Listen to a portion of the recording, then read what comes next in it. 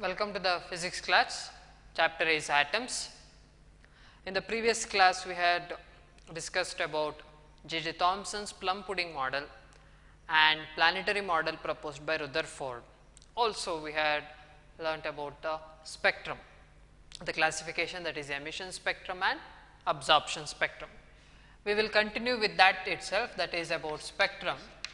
We can classify the spectrum as in other way as molecular spectrum and atomic spectrum. This is based on the specimen that is being used or the sample which is being used. If the sample is just containing the single element, that is if it is made up of only one atom, it is not forming any molecule like helium gas, He, sodium metal, sodium tagondre, athwa neon gas, all these are in the elemental state, it is not forming any molecule or a compound. Antha sample ittu andre, the spectrum that we get from these samples are referred as atomic spectrum. Whereas molecular spectra is opposite to atomic spectrum, in which it will be due to molecules, compounds in that. For example, oxygen gas ಅಥವಾ carbon dioxide gas, NaCl, ಇವೆಲ್ಲದು they are made up of more than one atom, molecule ಅಲ್ವಾ, they are all referred to as molecular spectrum. In this type, we will only concentrate on atomic spectra itself. In that atomic spectra, the spectrum which is obtained is generally called line spectrum ಅಂತ ಹೇಳ್ತೀವಿ. Line spectrum. Line spectrum ಅಂತ ಯಾಕೆ ಕರಿತೀವಿ ಅಂದರೆ, it is based on how the spectrum looks like. That is, if we have emission and absorption spectra, ಆ spectrum ಅಲ್ಲಿ you can just see the line ಅಂತ ಹೇಳಿದ್ರೆ the particular radiation which is corresponding to one wavelength or one frequency. ಹಾಗಾಗಿ ಅದನ್ನ ಏನಂತ ಕರ್ಕೊಂಡಿದ್ದು line spectrum ಅಂತ ಹೇಳ್ತೇವೆ.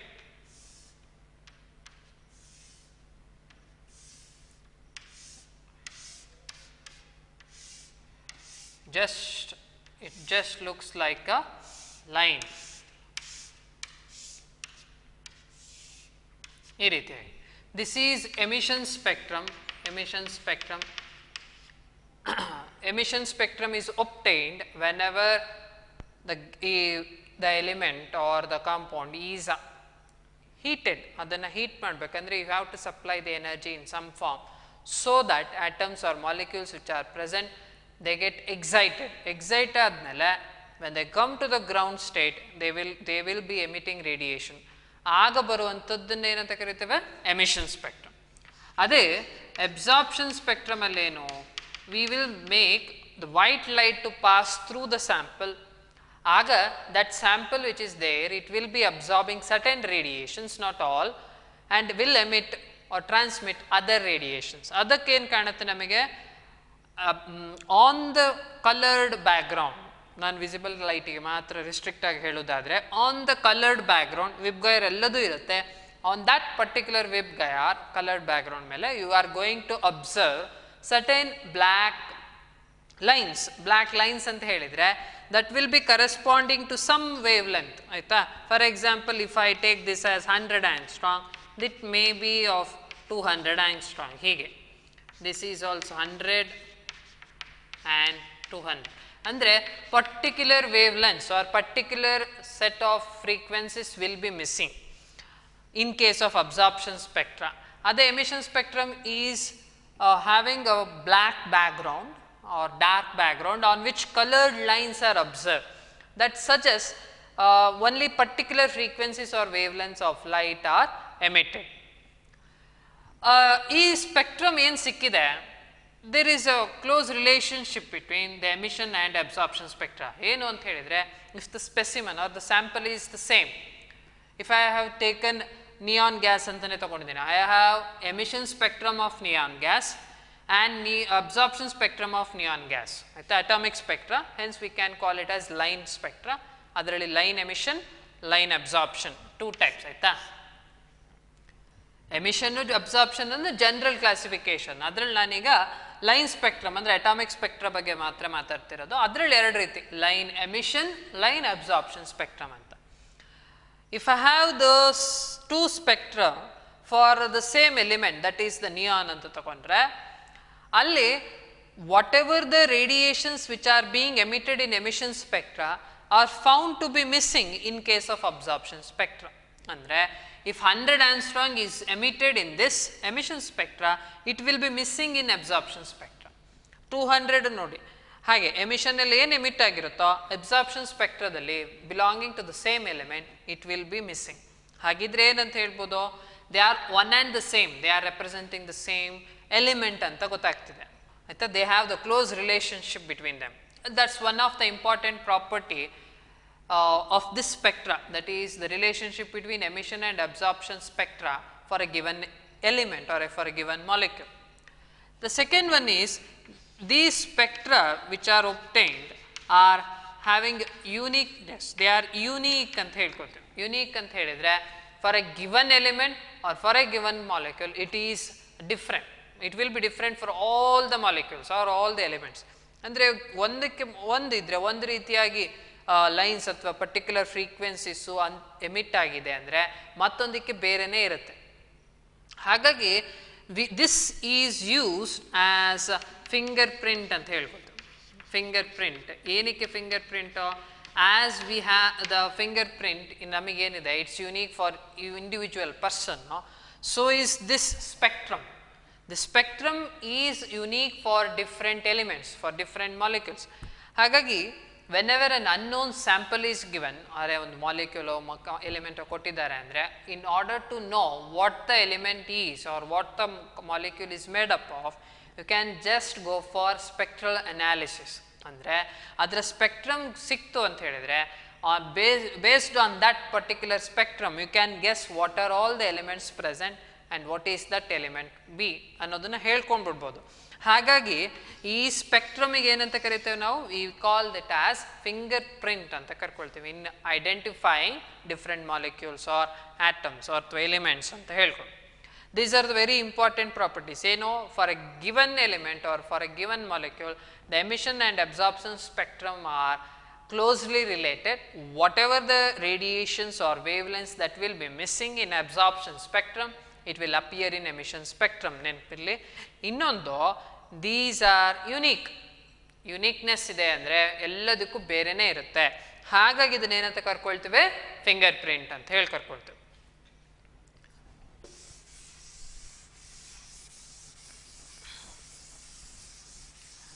ಈ ಸ್ಪೆಕ್ಟ್ರಮಲ್ಲಿಗೆ ನಮಗೆ ಅಟಾಮಿಕ್ ಸ್ಪೆಕ್ಟ್ರದಲ್ಲಿ we have to know about one particular spectrum, that is hydrogen atomic spectrum.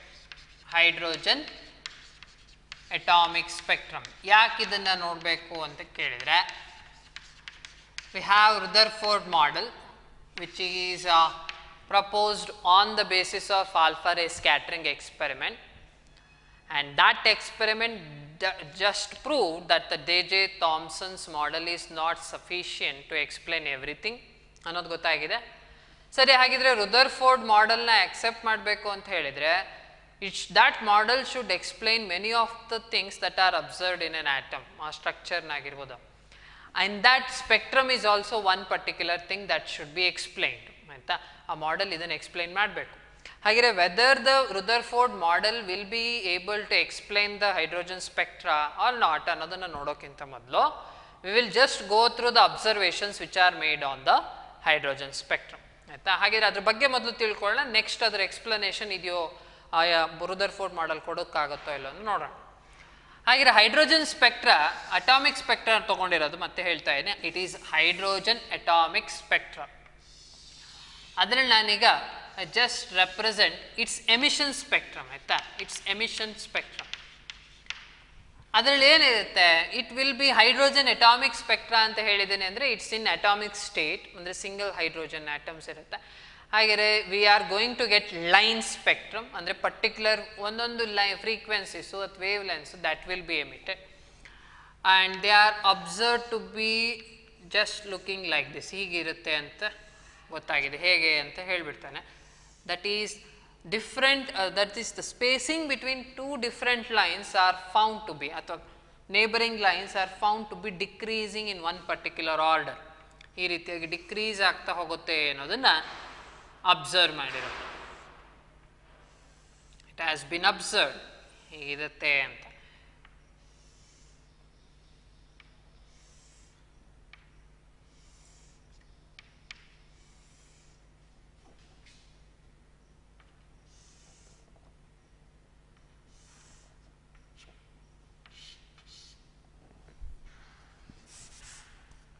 The distance between two successive lines ಏನಿರುತ್ತೆ goes on decreasing as you move on.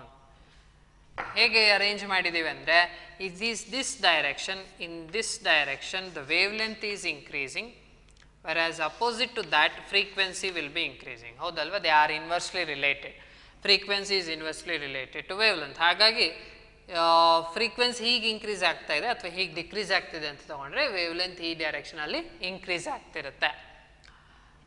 Observe ಮಾಡಿರೋದೇನು ಒಂದರಲ್ಲಿ ಒಂದು ಪಾರ್ಟ್ ಮಾತ್ರ ಬರೆದಿರೋದು ನಾನು. This corresponds to what? This is the emission spectrum, line emission spectrum of hydrogen. ಏನಾಗ್ತಿದೆ ಅಂತ ಗೊತ್ತಾಗಿದೆ, the distance is decreasing. ಹಾಗೆ ದಿಸ್ ಗ್ರೂಪ್ಸ್ ಏನಿದೆ, the certain groups of or certain sets of lines ಏನಿದೆ, in that there is a property associated. ಏನು? The distance between two successive lines is decreasing, the distance is decreasing, and hence such groups or sets are called by a different name, spectral series anta karkolta. They are called spectral series. Andre ಒಂದೊಂದು ರೀತಿಯ ಪ್ರಾಪರ್ಟಿಯನ್ನು ಹೇಳ್ತಾ ಹೋಗುತ್ತೆ. That's the series are named based on what region they are observed. What are these spectral series? These are the ಏನಂತ ಹೇಳ್ಬೋದು, certain sets ಅಂತ ಹೇಳ್ಬೋದು of the certain set of lines which are observed in hydrogen spectra, in which the spacing between the two lines are found to be decreasing. In ಯಾವ order ಅಲ್ಲಿ decrease ಆಗ್ತಿದೆ ಅಂದರೆ in the increasing order of the wavelength. ಇದರಲ್ಲಿ the first series that is observed is that does belong to UV region, ultraviolet region ಗೆ ಸೇರುತ್ತೆ. In the electromagnetic spectrum there are different regions. It has been classified into different parts. ಒಂದೊಂದು ರೀಜನಿಗೆ ಒಂದೊಂದು ಹೆಸರು ಕಟ್ಕೊಂತ ಹೋಗಿದೆ. The radiation that's responsible for vision, ಆಯಿತಾ, ಅದನ್ನೇನಂತ ಕರಿತೇವೆ, ನಮಗೆಲ್ಲ ಕಾಣಲಿಕ್ಕೆ ಏನು ಹೆಲ್ಪ್ ಮಾಡ್ತದೋ all such radiations are called visible region ಮತ್ತು visible part of electromagnetic radiation ಅಂತ ಹೇಳ್ತೇವೆ. ಆ ವಿಸಿಬಲ್ ರೀಜನ್ಗಿಂತ ಹೆಚ್ಚು ಇದ್ದರೆ frequency, that is called the U V radiation. ಅದಕ್ಕಿಂತ ಕಡಿಮೆ ಇದ್ದರೆ we call it as infrared radiation. ಆ ರೀಜನಲ್ಲಿ ಕಾಣಿಸ್ಕೊಂಡಿರೋದು. The first series is observed in U V region and the second series same pattern ಮತ್ತೆ ರಿಪೀಟ್ ಆಗುತ್ತೆ, ಆಯಿತಾ. ಏನು ರೇಡಿಯೇಷನ್ಸ್ ವೇವ್ಲೆನ್ಸ್ ಇತ್ತೋ ಹಾಗೆ ಡಿಕ್ರೀಸ್ ಆಗ್ತಾ ಹೋಗಿಲ್ಲ, ಮತ್ತೆ ಏನು ಕಾಣಿಸ್ಕೊಳ್ಳುತ್ತೆ, ದ ಸೇಮ್ ಪ್ಯಾಟರ್ನ್ ರಿಪೀಟ್ಸ್. ಅಂದರೆ ಏನು, that is you are going to observe the distance between the two successive lines to once again to be decreasing in one region. UV region ಅಲ್ಲಿ ಕಂಡಿದ್ದೆ ಮತ್ತೆ ನಿಮಗೆ ವಿಸಿಬಲ್ ಪಾರ್ಟ್ ಅಲ್ಲೂ ಕಾಣಿಸ್ಕೊಳ್ಳುತ್ತೆ. Once again in the IR region, ಹೀಗೆ ಆ pattern ಮುಂದಕ್ಕೆ ಹೋಗ್ತಾ ಹೋಗುತ್ತೆ. ಆದರೆ ನೆನ್ಪಿಡ್ಬೇಕಾಗಿರೋದು ಏನಂದರೆ the gap is not so evenly ಅಂದರೆ UV ರೀಜನಲ್ಲಿ ಇದ್ದಾಗ ಇನಿಷಿಯಲ್ ಟೂ ಲೈನ್ಸ್ ಮಧ್ಯೆ ಏನು ಗ್ಯಾಪ್ ಇರುತ್ತೋ the same gap is not observed in visible region. The gap will be reduced. Further in the IR region it will be reduced, ಆಯಿತಾ. Gap ಅಷ್ಟೇ ಇಲ್ಲ, ಇಲ್ಲಿ ಮೊದಲು ಎರಡು ಲೈನ್ ಮಧ್ಯೆ ಎಷ್ಟು ಗ್ಯಾಪ್ ಇರುತ್ತೋ ಆ ಗ್ಯಾಪ್ ಇಲ್ಲಿರಲ್ಲ, ಇಟ್ ವಿಲ್ ಬಿ ಡಿಕ್ರೀಸ್ಡ್. ಅದೆಲ್ಲ ಏನಕ್ಕೆ ಅದು ಗೊತ್ತಿಲ್ಲ. ಆಗ ಇದರ ಮೊದಲಿಗೆ ಇದನ್ನು ಸ್ಟಡಿ ಮಾಡಿದಾಗ ಇದು ಏನಕ್ಕೆ ಅನ್ನೋದು ಗೊತ್ತಿರಲ್ಲ. But it can be explain that by using different models ಅನ್ನೋದನ್ನು ನೆಕ್ಸ್ಟ್ ನೋಡ್ತಾ ಹೋಗ್ತದೆ. But this is the observed fact. ಏನೋ ಇಡೀ ಸ್ಪೆಕ್ಟ್ರಮನ್ನು you can classify into different series. ಹೇಗೆ ಸೀರೀಸ್ ಅಂತ ಕರ್ಕೊಳ್ತಿರೋದು ಅಂದರೆ there is a regular pattern in it. ಏನು, the successive distance between the through successive lines are found to be decreasing. ಮತ್ತೆ ಆ ಪ್ಯಾಟ್ರನ್ನೇ ಮತ್ತೆ ರಿಪೀಟ್ ಆಗ್ತಾ ಹೋಗುತ್ತೆ, ಹಾಗಾಗಿ ಅದನ್ನು ಸೀರೀಸ್ ಅಂತ ಕರ್ಕೊಂಡು. ಇನ್ನೊಂದು important point, the distance between the first two successive lines ಏನಿರುತ್ತೋ ಅದು ಒಂದು ರೀಜನಲ್ಲಿ ಅಥವಾ ಒಂದು ಸೀರೀಸಲ್ಲಿ ಇದ್ದ ಹಾಗೆ ಇನ್ನೊಂದು ಸೀರೀಸಲ್ಲಿ ಇರಲ್ಲ. It will be decreasing as you move in the direction in which the wavelength is increasing or frequency is decreasing. ಹಾಗಿದ್ರೆ ಇದಕ್ಕೆಲ್ಲ ಒಂದು ಹೆಸರು ಕೊಡ್ತಾ ಹೋಗ್ತವೆ. That's named after the observer who did first made certain observations on such spectrum or that part ಅಂತ ಹೇಳ್ಕೊಂಡು ಏನು ಫಸ್ಟಿಗೆ that series was observed by Balmer. Balmer made his first observation on hydrogen atomic spectra. ಅದರಲ್ಲೂ ಯಾವ್ದ್ರಲ್ಲಿ ಅಂತ ಕೇಳಿದ್ರೆ only on this part, visible part ಅನ್ನ, that is the series in the visible part observed in hydrogen atomic spectra is called Balmer series. Balmer series ಅಂತ ಹೇಳ್ತೇವೆ. And he did give some expression to find, he gave the expression as 1 by lambda, that is to find the wavelength. What are all the wavelengths of light that will be emitted or absorbed in case of hydrogen atomic spectra, and that too in visible region anta kottidare. Adenu andre 1 by lambda is equal to r into 1 by 2 square minus 1 by n square anno relation.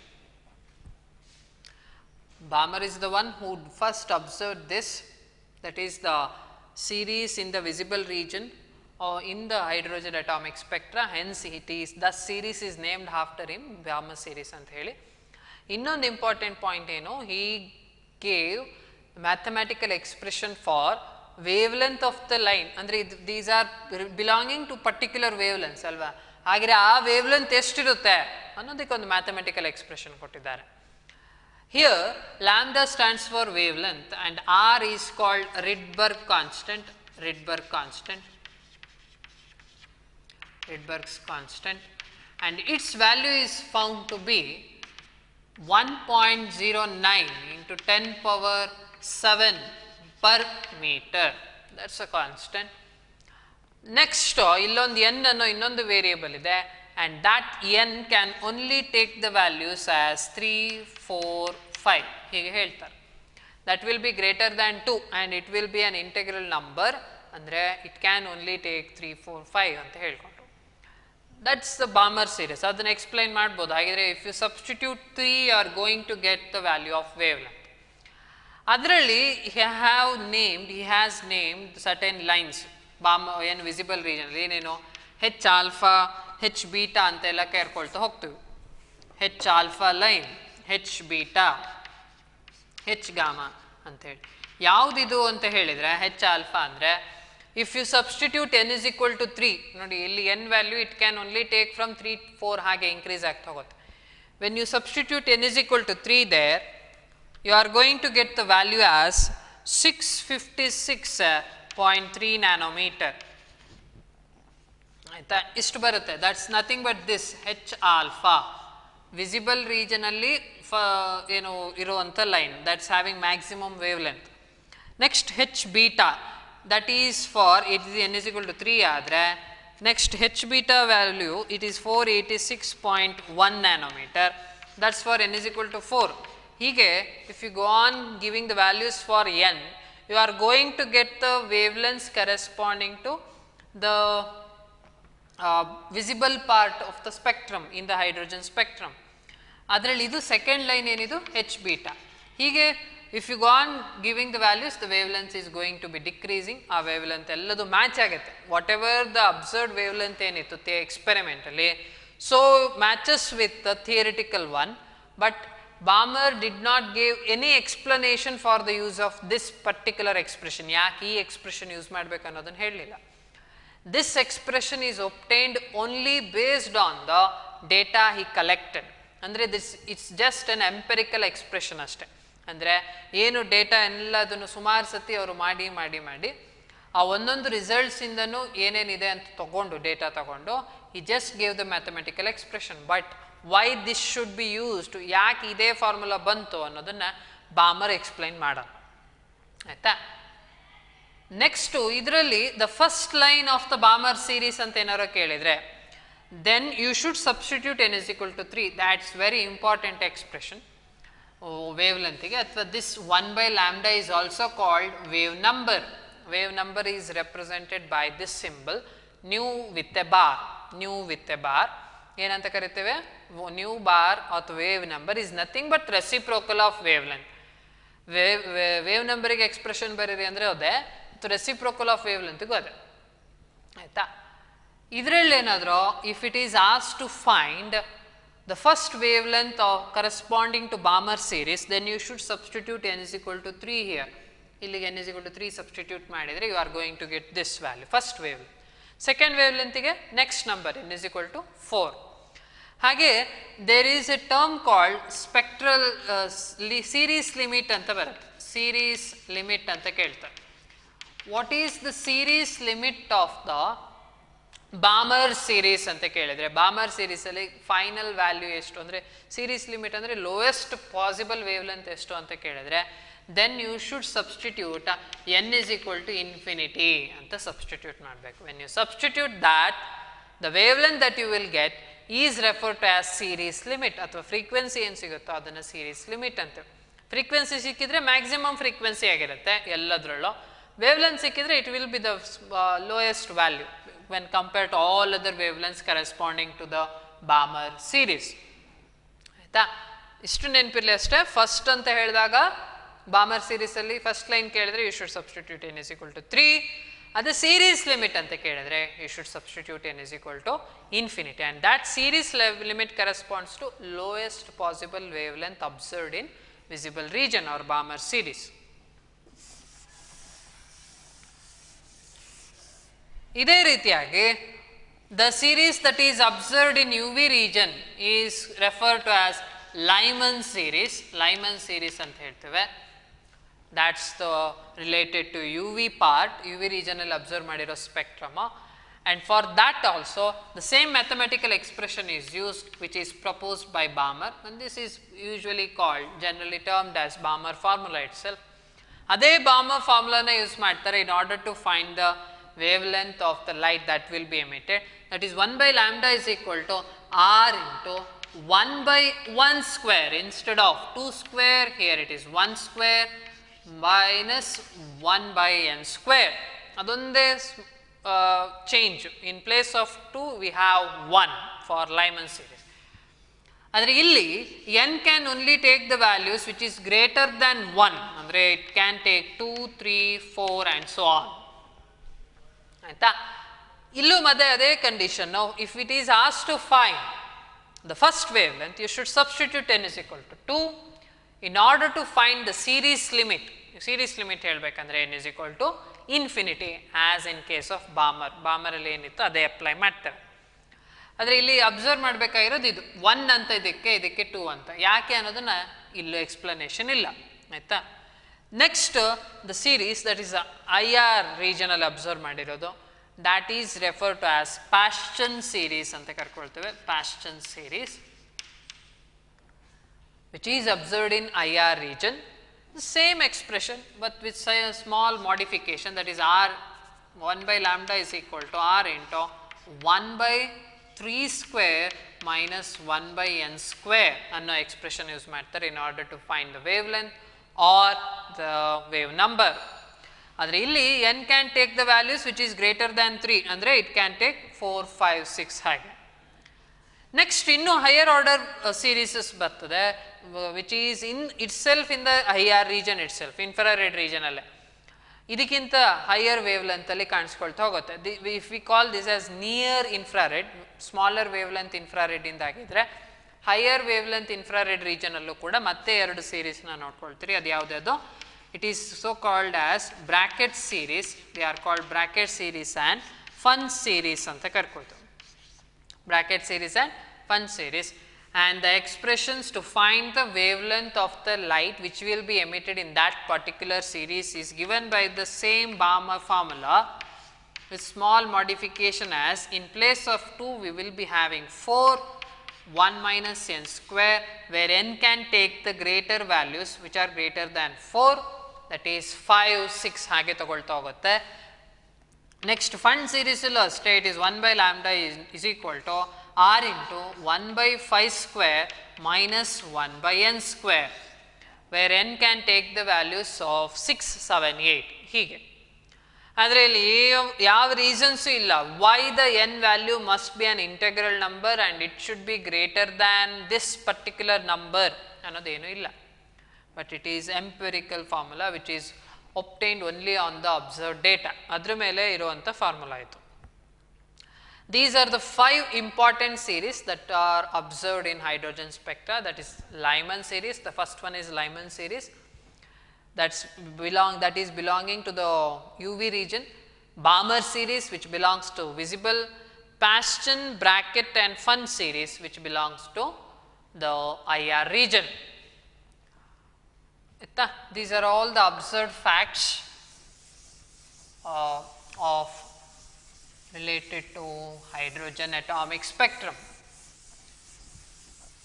Next ಏನು ನೋಡಬೇಕಾಗಿದ್ರೆ ಈಗ whether the Rutherford model will explain these ಅನ್ನೋದನ್ನು ನೋಡಬೇಕು. But before going to that particular explanation, we will just derive 2 simple equations related to atom using Rutherford's ideology. Rutherford ಏನು ಹೇಳಿದರೆ ಅದೇ ಐಡಿಯಾನ ತಗೊಂಡು we will be deriving 2 important expressions. ಏನಂದರೆ first one, radius of the electron orbit ಅಂತ ಹೇಳಿ, radius of the electron orbit ಅಂದರೆ as Rutherford have suggested, ಏನಂತ suggest ಮಾಡಿರೋದು, has suggested that there is nucleus around which electrons will be revolving ಅಂತ ಏನು ಹೇಳಿದ್ದಾರೆ. ಹಾಗೆ ಎಲೆಕ್ಟ್ರಾನ್ ಎಷ್ಟು ದೂರದಲ್ಲಿ ಇರುತ್ತೆ ನ್ಯೂಕ್ಲಿಯಸ್ ಇಂದ ಅಂತ ಹೇಳಿ, that's nothing but the radius. Electron will be revolving around the nucleus like the planets are revolving around the sun ಅಂತ ಹೇಳ್ಕೊಂಡ್ಬಿಟ್ಟಿದ್ದಾರೆ. ಹಾಗಾದರೆ ನ್ಯೂಕ್ಲಿಯಸ್ ಇಂದ ಎಷ್ಟು ದೂರದಲ್ಲಿ ಎಲೆಕ್ಟ್ರಾನ್ ಇರುತ್ತೆ ಅನ್ನೋದನ್ನ ನೋಡ್ಕೊಂಡು ಸರಿ, we will derive it only for the hydrogen. We will just take the hydrogen itself. Hydrogen ಇನ್ ನ್ಯೂಕ್ಲಿಯಸ್ಸಿನ ಚಾರ್ಜ್ ಎಷ್ಟು ಅಂದರೆ it is Z into E, where Z is the atomic number and E is the charge of the one proton. But here in case of hydrogen we have Z is equal to 1. ಹಾಗಿದ್ರೆ ಇದು ಏನಾಗ್ಬಿಡುತ್ತೆ, it just becomes E. ಅಂದರೆ ಹೈಡ್ರೋಜನಿಗೆ ಅಂತಾನೆ restrict ಮಾಡಿಕೊಂಡ್ರೆ it becomes E and there is one electron that will be found revolving around it. ಹಾಗೆ ಈ electron ಅದನ್ನು revolve ಮಾಡಬೇಕಂದ್ರೆ in order to revolve around that there will be centripetal force ಅಲ್ವಾ. Centripetal force is the one which makes so the electron to revolve around it. But from which force the centripetal force is provided ಅಂತ ಕೇಳಿದ್ರೆ it's only because of the attractive force that exist between nucleus and the electron. Centripetal force ಬರಲಿಕ್ಕೆ ಇನ್ನೊಂದೇನೋ force ಇರಲೇಬೇಕು. ಹಾಗೆ ಇಲ್ಲಿ ಏನಿದೆ, it's a positive charge and this is a negative charge. therefore they will be experiencing electrostatic force of attraction. That electrostatic force of attraction provides the necessary centripetal force for the electron to revolve around that. ಹಾಗೆ ನಮ್ಮ ಹತ್ರ ಏನಿದೆ ಅಂತ ಆಯ್ತು ಈಗ, the necessary centripetal force is provided by the electrostatic force. This Fc represents centripetal force and Fe the electrostatic force. ಅವೆರಡು balance ಆಗಿದೆ ಅಂತ, ಇದ್ದಿದ್ರೆ ಇದು ಬಂದಿದೆ ಅಂತ ಹೇಳಿ, ಇದರಿಂದ ಇದು ಬಂದಿದೆ ಅಂತ. We are just deriving this expression, that is the radius of the electronic path, that is the distance from which from the nucleus where the electron is found ಅಂತ ಹೇಳಿ to be revolving. Therefore we will just substitute the expression, a value for Fc centripetal force ಏನಿದೆ, that's m v square by r ಅಲ್ವಾ. This is electrostatic force ಏನಿದೆ, we have the general expression for electrostatic force that we have learnt in the first chapter, electrostatic charges and the field ಅಲ್ಲಿ ನೋಡ್ಕೊಂಡಿದ್ದೀವಿ. ಏನಂತ ಹೇಳಿ, that the force is given by 1 by 4 pi epsilon naught into q1 into q2 by r square, where q1 and q2 are the magnitude of the two charges and r is the distance between the two charges.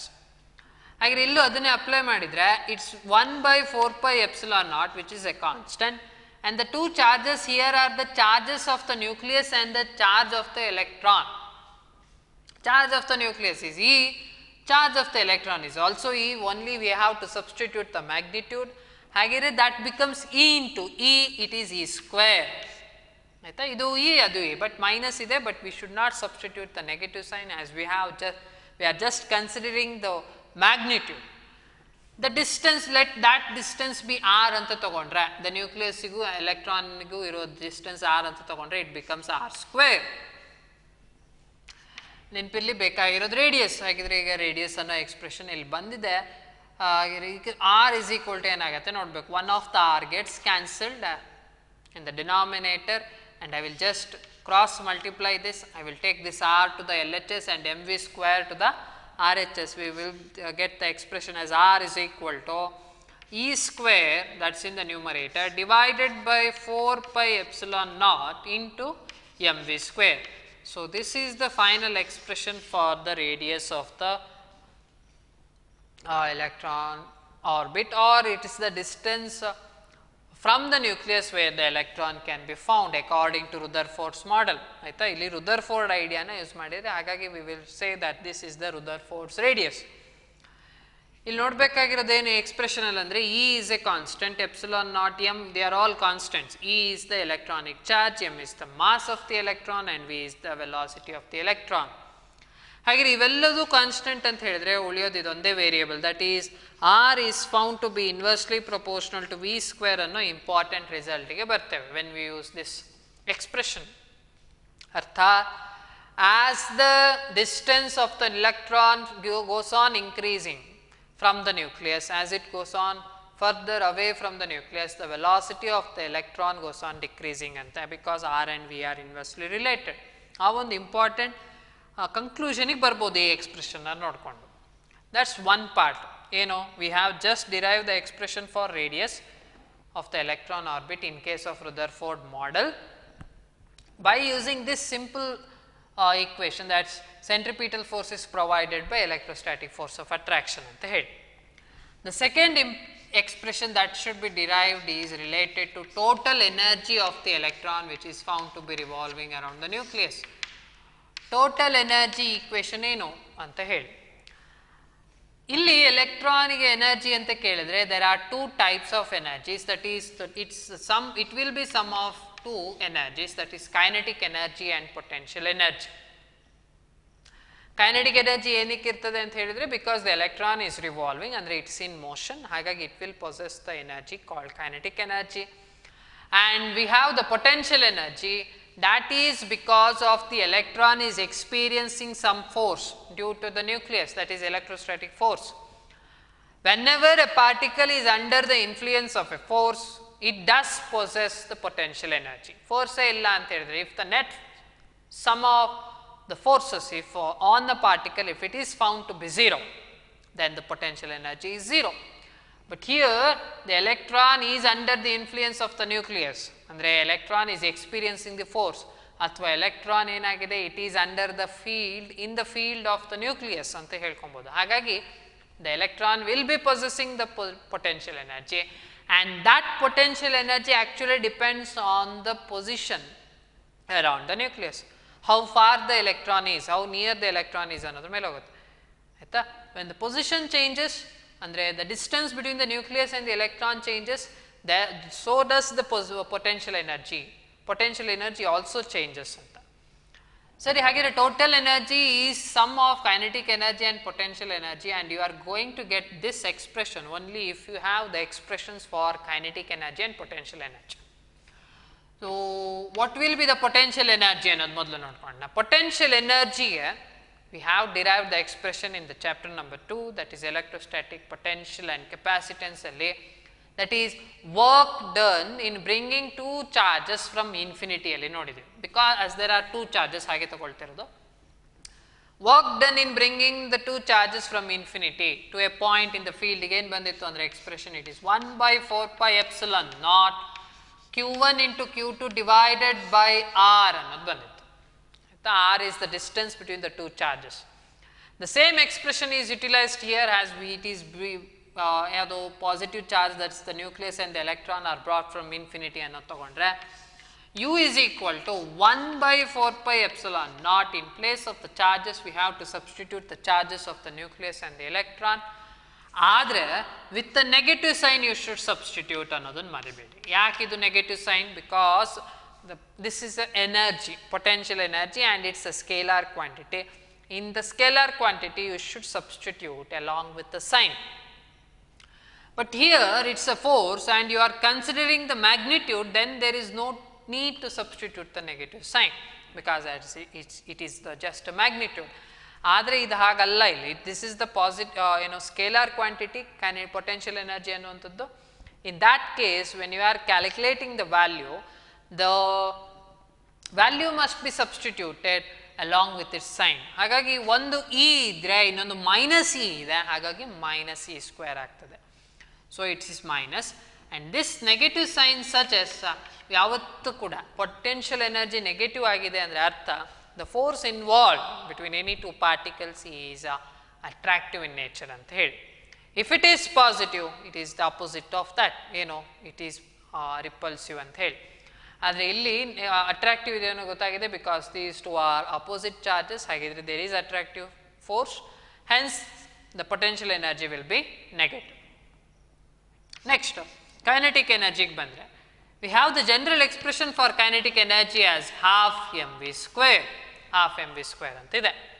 Wear m is the mass of the electron and v is the velocity of the electron. ಇಷ್ಟನ್ನೇ substitute ಮಾಡಿ ಅಲ್ಲಿ ನೋಡೋಣ ಅಂತ ಹೇಳಿದರೆ you ಇಲ್ಲಿರುವಂಥ ಕ್ವಾಂಟಿಟೀಸೇ ಬೇರೆ ಇದೆ. We have E and R, ಆದರೆ ಇಲ್ಲಿ ಎಮ್ ಮತ್ತು ವಿ ಅಂತಿದೆ. We cannot simplify the expression, we cannot get simplified expression for total energy. ಬದಲಿಗೆ ಒಂದು ಕಾಂಪ್ಲಿಕೇಟೆಡ್ ಎಕ್ಸ್ಪ್ರೆಷನ್ ಸಿಗುತ್ತೆ. In order to change or in order to get the simple expression, we will just try to express this m and v in terms of e and r ಅಥವಾ e and r in terms of m and v ಅಂತ ನೋಡ್ತಾವೆ. ಅದನ್ನು ಇಲ್ಲಿಂದನೇ ತಗೊಂಬೋಗ್ಬೋದು ನಾವು. We can just convert this M V square into this particular way, ಅಂದರೆ E ಮತ್ತು R ಅಲ್ಲಿ express ಮಾಡ್ಬೋದು using this simple equation, that is the centripetal force is provided by the electrostatic force that exist between the nucleus and the electron.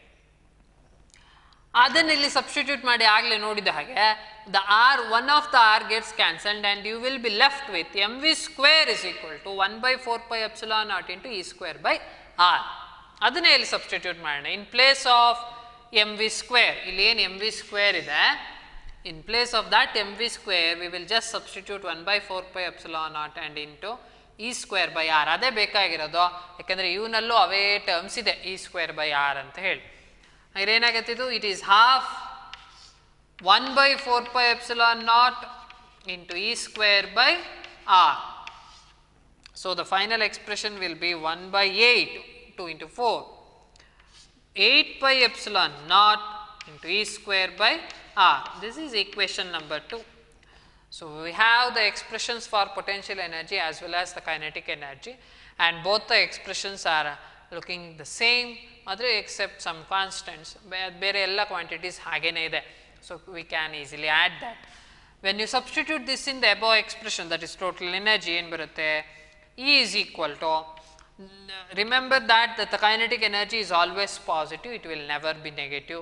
Positive potential energy hagalla, it may be negative or it may be positive. Kinetic energy is always positive. Substitute ಮಾಡ್ತಿದ್ದೇವೆ ಈಗ.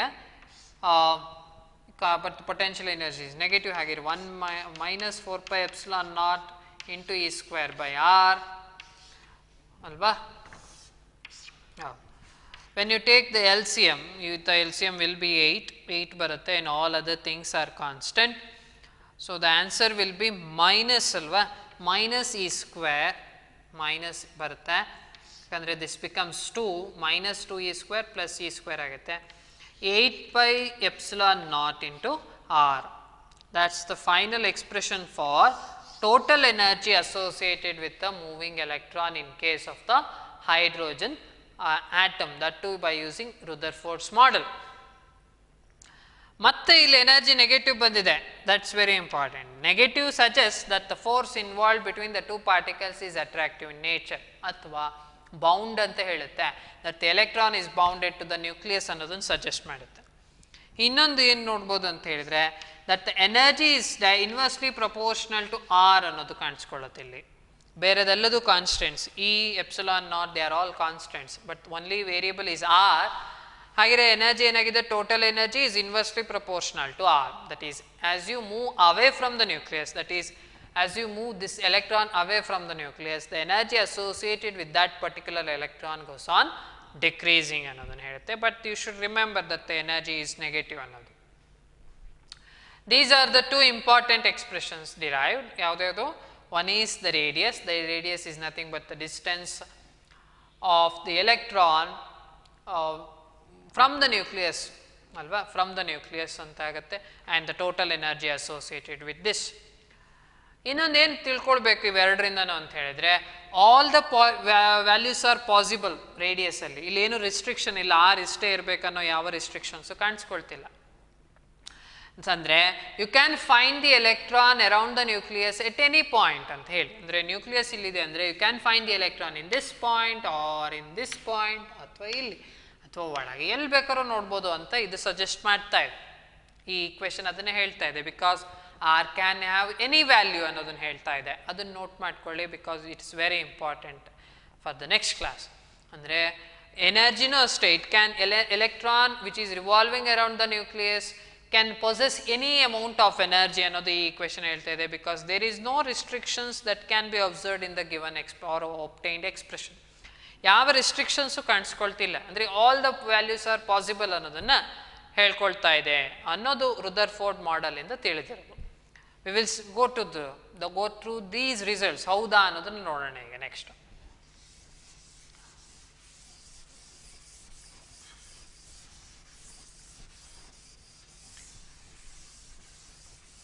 Next ಹಾಗಿದ್ರೆ ಇಷ್ಟೆಲ್ಲ Rutherford model ಬಗ್ಗೆ ನಾವು ತಿಳ್ಕೊಂಡಿದ್ವಿ. Before going to learn about the Rutherford model, we just gone through the ಯಾವುದು spectrum ಬಗ್ಗೆನೂ ತಿಳ್ಕೊಂಡಿದ್ದೀವಿ. ಹಾಗಿದ್ರೆ ಈಗ ರುದರ್ಫೋರ್ಡ್ ಮಾಡೆಲ್ ಆ ಸ್ಪೆಕ್ಟ್ರಮ್ನ ಎಕ್ಸ್ಪ್ಲೈನ್ ಮಾಡತ್ತಾ ಅನ್ನೋದು ಬಿಗ್ ಕ್ವಶನ್. ಈಗ whether it can explain.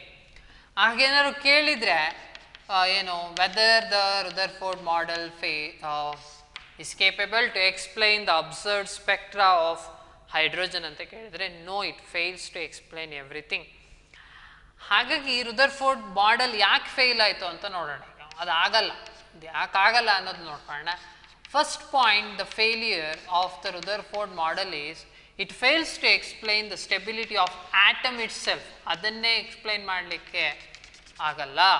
ಆಟಮನ್ನು ಸ್ಟೆಬಿಲಿಟಿನೇ explain ಮಾಡಲಿಕ್ಕೆ ಫೇಲ್ ಆಗುತ್ತೆ ಯಾವುದು, ರುದರ್ಫೋರ್ಡ್ ಮಾಡೆಲ್. ಯಾಕೆ ಅಂತ ಕೇಳಿದರೆ, we have another theory, that's a classical electrodynamic theory. From that classical theory, it's known that ಏನು ಗೊತ್ತಿದೆ, that whenever a charge that I am going to represent by Q, whenever this is going to accelerate, whenever it accelerate, it will emit radiation. ಇದರಿಂದ radiation ಬರುತ್ತೆ ಅನ್ನೋದು ಒಂದು simple theory, accepted theory and observe theory.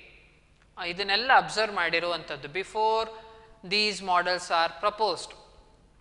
ಆಯಿತಾ, ಯಾವಾಗ ಒಂದು charge particle accelerate ಆಯಿತು ಅಂದರೆ ಅವಾಗ ರೇಡಿಯೇಷನ್ ಎಮಿಟ್ ಆಗುತ್ತೆ. It is going to emit the energy in the form of EM wave ಅಂತ ಹೇಳಿ. ಹಾಗಂದರೆ ಏನು, ಎಕ್ಸಲರೇಟ್ ಅಂತ ಹೇಳಿದ್ರೆ whenever the charge is moving, if it just changes the velocity, ಆಗ ಆಗುವಂಥದ್ದು ಪ್ರಾಸೆಸ್ ಇದು. You should remember that whenever the charge is static, ಒಂದೇ ಕಡೆ ಇದೆ ಅಂದರೆ, if it is not moving, it's always associated with the electric field. ಅದು ನೋಡಿದೆ first chapter. But whenever the charge is moving with constant speed or constant velocity, allénagutte, not only the electric field is associated with the charge, but it will be associated with magnetic field. Rest allidaga only the electric field ittu, but when it is moving with constant speed, it will be associated with the magnetic field also. Arthat, the moving charge produces the magnetic field. Andre moving charge acts like a magnet ಅನ್ನೋ ರೀತಿ, the magnetic nature ಬಂದ್ಬಿಡುತ್ತೆ when the charge is moving. ಅದೇ the third condition is whenever the charge accelerates, constant ಅಲ್ಲ ಈಗ, but if keep on changing its speed, it is going to radiate ಅಂದರೆ it is going to emit the energy in the form of electromagnetic radiation. This is a well accepted theory. ಆಯಿತಾ, ಇದಕ್ಕೆಲ್ಲದಕ್ಕೂ basis ಇತ್ತು. ಹಾಗಿದ್ರೆ ಈ theory ಇಲ್ಲಿ ಯಾಕೆ ಬಂತು ಅಂತ ಕೇಳಿದ್ರೆ, ಈ ರುದರ್ಫೋರ್ಡ್ ಏನು ಹೇಳಿದ್ದಾರೆ, ರುದರ್ಫೋರ್ಡ್ ಮಾಡೆಲಲ್ಲಿ ಅವ್ರು ಏನು ಪ್ರಪೋಸ್ ಮಾಡಿರೋದು, that there will be nucleus around which electrons are revolving ಅಂತ ಏನು ಹೇಳಿದ್ರು, ಅಲ್ಲಿ ಇದ್ರದ್ದು ಅಪ್ಲಿಕೇಶನ್ ಬಂದ್ಬಿಡುತ್ತೆ. ಯಾಕೆ?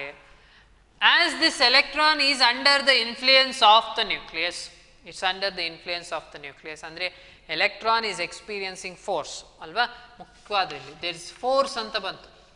When ever there is force ಇದೆ ಅಂದರೆ ದೇರ್ ಈಸ್ ಆಕ್ಸಲರೇಷನ್ ಅಂತ, it suggest that there is acceleration. But when ever there is acceleration of a charge, whenever the charge accelerates, it should radiate ಅನ್ನೋದು ಮತ್ತೆ ಬಂದ್ಬಿಡುತ್ತಲ್ಲಿ. ಎರಡು theory ಇದೆ ಇಲ್ಲಿ, ಒಂದು Rutherford propose ಮಾಡಿರೋ ಥಿಯರಿ ಆಯ್ತಾ, ಇನ್ನೊಂದು already accepted theory.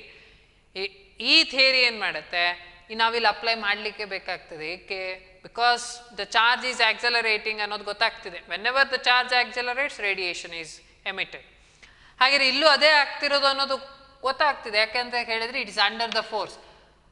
Also the electron is moving around the nucleus ಅಂತ ಹೇಳಿದ್ರೆ, ಒಂದು ಸರ್ಕ್ಯುಲರ್ ಪಾತಲ್ಲಿ ಹೋಗ್ತಿದೆ ಅಂತ ಹೇಳಿದ್ರೆ ಡೈರೆಕ್ಷನ್ ಇಸ್ ಚೇಂಜಿಂಗ್, ಅಲ್ಲೂ ಗೊತ್ತಾಗುತ್ತೆ. When ever it moves from one point to the other point, it is changing the direction. ಒಂದು change ಆಗ್ಲಿಕ್ಕೆ ಕಾರಣನೇ ಫೋರ್ಸು, ಅರ್ಥ ಇಟ್ ಈಸ್ ಆಕ್ಸಲರೇಟಿಂಗ್. ಆದರೆ ಒಂದರಿಂದ ಒಂದು ಪೊಸಿಷನಿಗೆ ಚೇಂಜ್ ಆಯಿತು ಅಂದರೆ ಇಟ್ ಶುಡ್ ರೇಡಿಯೇಟ್. ರೇಡಿಯೇಷನ್ ಹೊರಗೆ ಬಂತು, ರೇಡಿಯೇಷನ್ ಬಂತು, ಎಲೆಕ್ಟ್ರೋಮ್ಯಾಗ್ನೆಟಿಕ್ ವೇವ್ ಬಂತು. ಅಂದರೆ energy is last by the electron ಅಂತ ಆಯ್ತು. Part of the energy is last.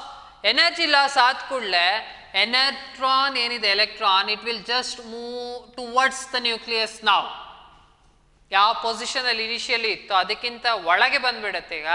ಯಾಕೆಂದರೆ ಅದರಲ್ಲಿದ್ದ ಒಂದಿಷ್ಟು ಎನರ್ಜಿನ ಕಳ್ಕೊಳ್ತು in the form of electromagnetic radiation. Next it is not escaping from the force ಅಲ್ವಾ, ಎಲೆಕ್ಟ್ರೋಸ್ಟ್ಯಾಟಿಕ್ ಫೋರ್ಸಿಂದ ಎಸ್ಕೇಪ್ ಅಂತೂ ಆಗಿಲ್ಲ. It is still under the influence of the nucleus. So it should move around the nucleus. Move ಆಗ್ತಿದೆ ಅಂತ ಹೇಳಿದ್ರೆ it is experiencing force, so it should accelerate, then it should radiate. ಇನ್ನೊಂದ್ಸತಿ radiation emit ಆಗುತ್ತೆ. Radiation emit ಆಯಿತು ಅಂತ ಹೇಳಿದ್ರೆ the energy which is possessed by the electron itself is being lost. Energy loss ಆಯಿತು ಅಂದ ಕೂಡಲೇ electron just moves towards the nucleus. ಹೀಗೆ process continue ಆಗ್ತಾ ಹೋಗುತ್ತೆ. It loses the energy as it accelerates, it loses the energy as it loses the energy, it comes closer by to the nucleus. Eventually it just comes too close to the nucleus that it will just fall into the nucleus ಅಂತ ಹೇಳ್ತಾರೆ. ಅಂದರೆ electron ಹಾಗೇ ಎನರ್ಜಿನ ಕಳ್ಕೊಂಡು ಕೊನೆಗೆ ಏನಾಗ್ಬಿಡುತ್ತೆ, it just dumps itself into the nucleus. ಹಾಗೆ ಎಲ್ಲಿ ಬಂತು ಈ ಥಿಯರಿ, ಎಲ್ಲಿ ಫೇಲ್ ಆಯಿತು ಅಂದರೆ ಇಲ್ಲೇ ಫೇಲ್ ಆಗ್ತಿದೆ. ಬಿಕಾಸ್ ಅಬ್ಸರ್ವ್ಡ್ ಫ್ಯಾಕ್ಟ್ ಏನು, from the alpha ray scattering experiment itself there is atom. ಆದರೆ ಆಟಮ್ ಅಂತ ಹೇಳಿದ್ರೆ there is empty space around the atom. But where is that, ಇಲ್ಲಿ ಎಲೆಕ್ಟ್ರಾನ್ ಹೋಯಿತು ಅಂದರೆ where is that empty space, ಎಲ್ಲದು collapse ಆಗೋಯ್ತು, ಆಟಮ್ನ ಸ್ಟ್ರಕ್ಚರೇ ಕೊಲ್ಯಾಪ್ಸ್ ಆಯಿತು. ರುದರ್ಫೋರ್ಡ್ ಹೇಳಿದ್ದೇನೆ ಎಲೆಕ್ಟ್ರಾನ್ ಯಾವಾಗಲೂ ಸುತ್ತುತ್ತಾ ಇರುತ್ತಂತೆ. But when we apply this particular theory over here it just fails. ಆಟಮೇ ಇಲ್ಲ ಅಂತ ಆಗ್ಬಿಡುತ್ತೆ. ಆಟಮಿನ ಸ್ಟೆಬಿಲಿಟಿಯನ್ನೇ ಕ್ವಶನ್ ಮಾಡ್ದಂಗೆ ಆಯಿತು ರುದರ್ಫೋರ್ಡ್ ಮಾಡೆಲ್. ದೋ ಈ ಸೇ that the electrons are revolving around that, but when it comes to this particular theory, the electron is not stable. It will just, electron just falls into the nucleus anta agoyte. Atom is not stable annodana prove ಆಗ್ತಾ ಇದೆ. There will be no atom itself, atomé illa annodana ಹೇಳ್ತಾ ಇದೆ. But it is not so. Atoms are there, electrons are found to be revolving around it. ಹೇಗೆ ಗೊತ್ತಾಗ್ತಿದೆ ಅಂದರೆ there is much more empty space around the atom ಅನ್ನೋ alpha ray scattering experiment ಇಂದ ಇರೋ result ಇಂದನೇ ಹೇಳ್ತಾ ಇರೋದು. ಮತ್ತು ಅದಷ್ಟೇ ಅಲ್ಲದೆ ನ್ಯೂಕ್ಲಿಯರ್ ಸೈಜನ್ನು ಕೂಡ ಮೆಜರ್ ಮಾಡಿದ್ದಾರೆ. ಹಾಗೆ ಆಟಮ್ ಸೈಜ್ ಕೂಡ ಮೆಜರ್ ಮಾಡಿದ್ದಾರೆ. ಆಟಮ್ ಸೈಜ್ ಇದೆ ಅಂತ ಹೇಳಿದ್ರೆ ಆಟಮ್ ಯಾವಾಗಲೂ ಇದೆ ಅಂತ ಇತ್ತು ಅಂದರೆ ಎಲೆಕ್ಟ್ರಾನ್ ಯಾವಾಗಲೂ ರಿವಾಲ್ವ್ ಆಗ್ತಿರುತ್ತೆ. ಆದರೆ ಈ ಥಿಯರಿ ಅದನ್ನು ಹೇಳ್ತಿಲ್ಲ, ಆಟಮ್ ಇರೋದಿಲ್ಲ, ಎಲೆಕ್ಟ್ರಾನ್ ಬಿದ್ದು ಹೋಗುತ್ತೆ, it just falls into the nucleus ಅನ್ನೋದನ್ನು ಹೇಳುತ್ತೆ. So it fails to explain the stability. Electrons are continuously revolving around the nucleus without falling into the nucleus ಅನ್ನೋದನ್ನು ಎಕ್ಸ್ಪ್ಲೈನ್ ಮಾಡಲಿಲ್ಲ. Secondly, it fails to explain the spectrum observed in case of hydrogen. Hydrogen atomic spectrum ಏನಿತ್ತು ಅದನ್ನು explain ಮಾಡಲ್ಲ. ಯಾಕೆ? Hydrogen spectrum ಏನು ಹೇಳುತ್ತೆ, it's line spectrum. Line spectrum ಅನ್ನೋದು ಗೊತ್ತಾಗಿದೆ, ಆಗಲೇ ನೋಡಿದೆ, ಅಬ್ಸರ್ವ್ಡ್ ಫ್ಯಾಕ್ಟ್. ಅಂದರೆ it is not continuous, but this particular Rutherford model suggests that the hydrogen spectrum is continuous ಅಂತ ಹೇಳುತ್ತೆ. It is not continuous, ಆಯಿತಾ, it is not continuous. ಎಲ್ಲಿಂದ continuous ಅಂತ ಹೇಳುತ್ತೆ ಅಂತ ಹೇಳಿದ್ರೆ ಇಲ್ಲೇ ಅಬ್ಸರ್ವ್ ಮಾಡಿ, when the electron just shifts from its initial position to the other position, it is going to radiate, ಅಲ್ವಾ. If this radiation belongs to this particular wavelength ಅಂತ ಏನೋ ತಗೊಂಡು ನ್ಯಾನೋಮೀಟರ್ 2000 ನ್ಯಾನೋಮೀಟರ್ ಅಂತಕೊಂಡ್ರೆ, next whenever it shifts from that particular position to the next position, it is going to radiate the energy that is corresponding to 1999 nanometer, the next radiation. ಅಂದರೆ continuous ಆಗಿ ಅದರ position ಒಂದೊಂದು ಕಡೆಯಿಂದ ಒಂದೊಂದು ಕಡೆಗೆ change ಆಗ್ತಾ ಹೋಗುತ್ತೆ, ರೇಡಿಯೇಷನ್ ಎಮಿಟ್ ಮಾಡ್ತಿರುತ್ತೆ. ಹಾಗೆಯೇ that particular radiation corresponds to one of the wavelength. ಹಾಗೆಯೇ ಎಲ್ಲ ಪಾಸಿಬಲ್ ವೇವ್ ಲೆಂತ್ಸನ್ನು ಎಮಿಟ್ ಮಾಡುತ್ತೆ ಅಂತ ಇದು ಹೇಳುತ್ತೆ. ಯಾಕಂದರೆ ಪ್ರತಿ ಸತಿನೂ ಎಮಿಟ್ ಆಗ್ತಾ ಇದೆ, ಪೊಸಿಷನ್ ಒಂದೊಂದು ಚೇಂಜ್ ಆದಾಗೂ ರೇಡಿಯೇಷನ್ ಎಮಿಟ್ ಮಾಡ್ತಾ ಇದೆ ಅಂತ ಹೇಳಿದ್ರೆ ಎಲ್ಲ ಪಾಸಿಬಲ್ ಎನರ್ಜಿಯನ್ನು ರೇಡಿಯೇಟ್ ಮಾಡ್ತಿರುತ್ತೆ. ಹಾಗಿದ್ರೆ ಸ್ಪೆಕ್ಟ್ರಮ್ ಹೇಗೆ ಕಾಣಬೇಕು? ಕಂಟಿನ್ಯೂಸ್ ಸ್ಪೆಕ್ಟ್ರಮ್, ಕಂಟಿನ್ಯೂಸ್ ಆಗಿ ವಿತೌಟ್ ಎನಿ ಗ್ಯಾಪ್ಸ್ ಅಂತ. When you take the emission spectrum of hydrogen, it will emit all the possible wavelengths ಅಂತ ಹೇಳಿದ್ರೆ ಕಂಟಿನ್ಯೂಸ್ ಸ್ಪೆಕ್ಟ್ರಮ್ ಬರುತ್ತೆ. ಕಂಟಿನ್ಯೂಸ್ ಸ್ಪೆಕ್ಟ್ರಮ್ ಅಂದ್ರೆ ಏನು? It is a coloured background, ಯಾವ ಡಾರ್ಕ್ ಲೈನ್ಸು ಇರಲ್ಲ ಅಂತ, ಕಲರ್ಡ್ ಬ್ಯಾಕ್ಗ್ರೌಂಡ್ ಇರುತ್ತೆ. ಎಮಿಷನ್ ಸ್ಪೆಕ್ಟ್ರಮ್ ಅಲ್ಲೇ ಎಮಿಷನ್ ಸ್ಪೆಕ್ಟ್ರಮ್ ಅಲ್ಲೇ ಏನಿರಬೇಕಿತ್ತು? ಡಾರ್ಕ್ ಬ್ಯಾಕ್ಗ್ರೌಂಡ್ ಮೇಲೆ ಬ್ರೈಟ್ ಲೈನ್ಸ್ ಕಾಣಿಸ್ಬೇಕಿತ್ತು. Instead of that, we are seeing colored background itself, suggesting that every possible radiations are emitted, every possible wavelengths are emitted. ಆದರೆ ಅದಲ್ಲ, but only particular frequencies or wavelengths will be emitted, ಅಲ್ವಾ. ಹೀಗಿರಲ್ಲ, ಕೆಲವೊಂದು lines ಮಾತ್ರ, wave length ಮಾತ್ರ emit ಆಗ್ತಿದೆ, ಹಾಗೆ ಇಲ್ಲೂ fail ಆಗುತ್ತೆ. ಹಾಗೆ these are the two important points where the Rutherford model fail. ಯಾವುದಾದ್ರು? It does fail to explain the stability of atom, as it suggests that the electron eventually fall into the nucleus when you apply this classical theory. And secondly, it fails to explain the line spectrum of hydrogen, suggesting that the hydrogen atom is going to give continuous spectrum, which is false, which is wrong. Because the observed fact is that we are going to get line spectra, not the continuous spectrum. ಹಾಗಾಗಿ ಇವೆರಡೂ point ಇಂದ we can just conclude that the Rutherford model is not a good model to explain the atom. ಆಯ್ತಾ, ಆಟಮ್ನ explain ಮಾಡೋದಿಲ್ಲ ಅಂತ ಆಯ್ತು. So new model will be proposed in the next coming year, that is in the year 1912. Just after 1911, Rutherford proposed his model. In the year 1912, Niels Bohr, the scientist named Niels Bohr, proposed another model that's called the Bohr's model. We will just go through that new model in the next class. Okay, thank you.